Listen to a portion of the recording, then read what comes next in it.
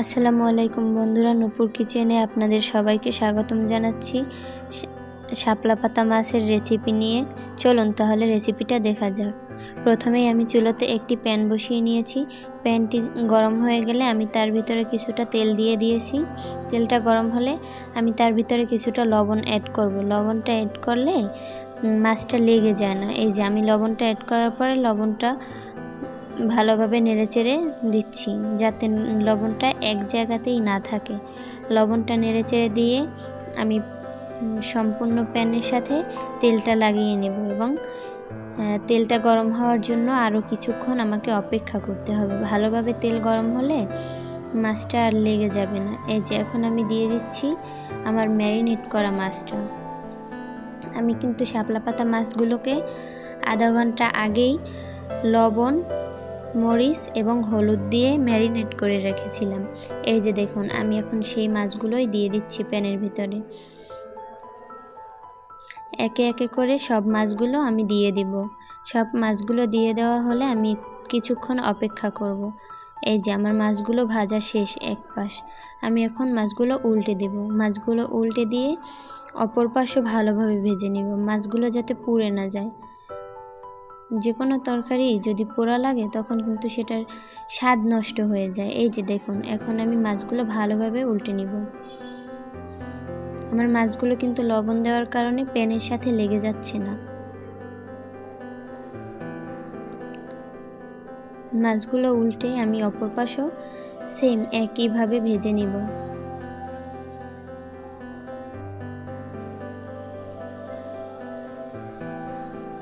এই যে আমার মাছগুলো কিন্তু উল্টানো শেষ প্রায়।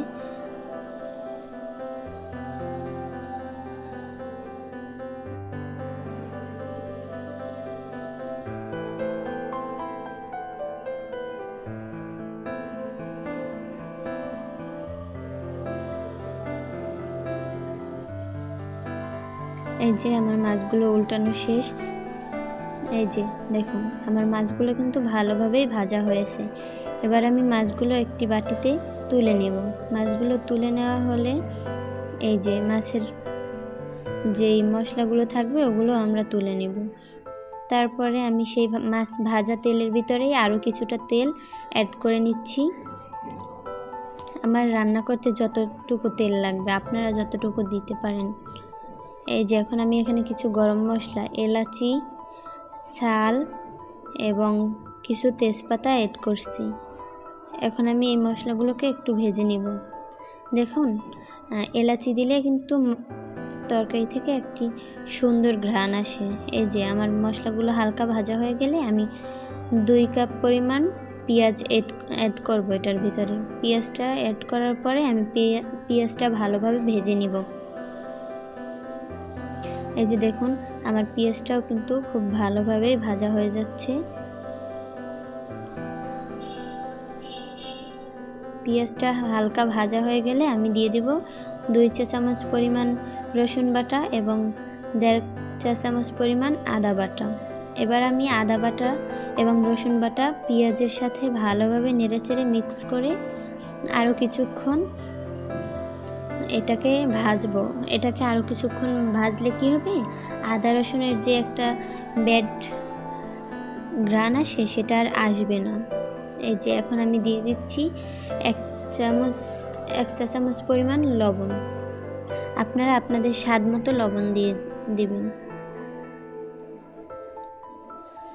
এখন আমি লবণটাও মশলার সাথে ভালোভাবে অ্যাড করে দিচ্ছি। এই যে দেখুন, মশলাটা কিন্তু আমি এখন ভালোভাবে নেড়েচেড়ে ভেজে নিচ্ছি। আমার মশলাটা ভাজা শেষ হয়ে গেলে আমি এখানে অ্যাড করছি 2 চা চামচ জিরা গুঁড়ো।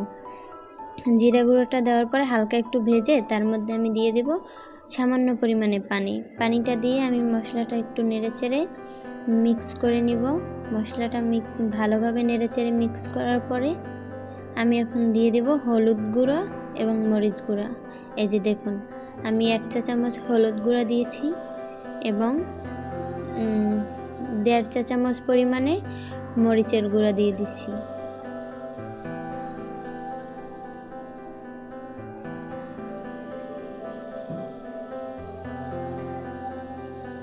এখন আমি হলুদের গুঁড়ো, মরিচের গুঁড়ো মশলাটার সাথে ভালোভাবে নেড়েচেড়ে মিক্স করে এটাকে কিছুক্ষণ কষিয়ে নেব। এটাকে কিছুক্ষণ ভালোভাবে কষিয়ে নিলে তরকারির স্বাদটা আরও দ্বিগুণ বেড়ে যাবে।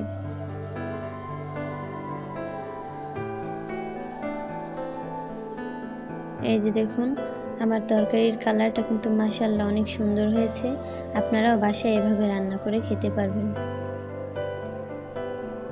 আর যারা যারা এখন আমাদের চ্যানেলটা সাবস্ক্রাইব করেন নাই তারা এখনই আমাদের চ্যানেলটা সাবস্ক্রাইব করে আসুন।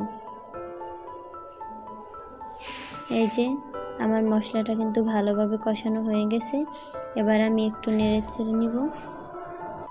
মশলাটাকে নেড়েচেড়ে নিয়ে ভালোভাবে, এই যে দেখুন, আমি কিন্তু মশলাটাকে ভালোভাবে নেড়েচেড়ে ভেজে নিচ্ছি। যত ভাজবেন ততই তরকারির স্বাদ ভালো হবে। এই যে নেড়েচেড়ে আমি এখন দিয়ে দিব এটার ভিতরে পরিমাণ মতো পানি। পানিটা কিন্তু বেশি হলেও তরকারিটা ভালো হবে না, এবং পানিটা যদি কম হয় তাহলেও কিন্তু তরকারিটা ভালো লাগবে না।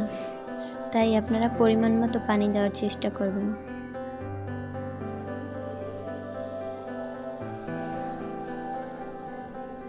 এই যে আমি কিন্তু পানি কম দিয়েছিলাম, তাই আরেকটু পানি অ্যাড করে দিচ্ছি। পানিটা অ্যাড করে পানিটা ফোটা অবধি আমি এখন অপেক্ষা করব।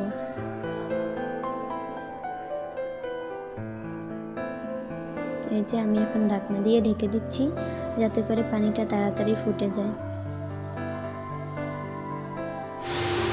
এই যে দেখুন, পানিটা কিন্তু একেবারে ভালোভাবে টকবগিয়ে ফুটতেছে। এখন আমি এখানে আমার সেই ভেজে রাখা মাছগুলো দিয়ে দেব। একে একে করে আমি ভালোভাবে সব মাছগুলো দিয়ে দিচ্ছি।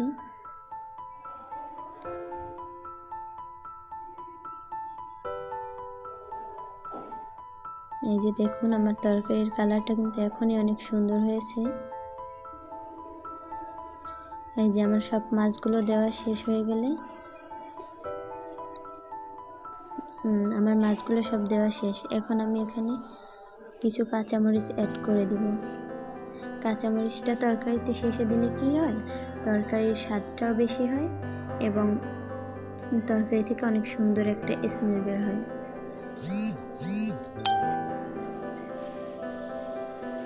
এই যে দেখুন আমার পানিটা কিন্তু আগেই ফুটেছিল, তাই এখন মাছগুলো দেওয়ার পরেও পানিটা ফুটতেছে। আমি এখন এখানে 6-7টা কাঁচামরিচ অ্যাড করে দিলাম। কাঁচামরিচটা অ্যাড করার পরে আমি ঢাকনা দিয়ে ঢেকে দিলাম তরকারিটা। এই যে দেখুন, আমার তরকারিটা কিন্তু হয়ে আসছে। এখন আমি একটু নেড়েচেড়ে এটাকে একটু জিরের গুঁড়ো দিয়ে তরকারিটা উঠাবো।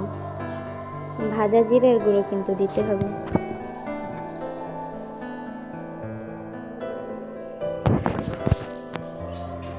মাশাআল্লাহ, আমার তরকারির কালারটা কিন্তু সুন্দর হয়েছে। সবাই ভালো থাকবেন, সুস্থ থাকবেন। আল্লাহ হাফেজ। আর যারা এখনো আমাদের চ্যানেলটা সাবস্ক্রাইব করেন নাই, এখনই সাবস্ক্রাইব করে দিন।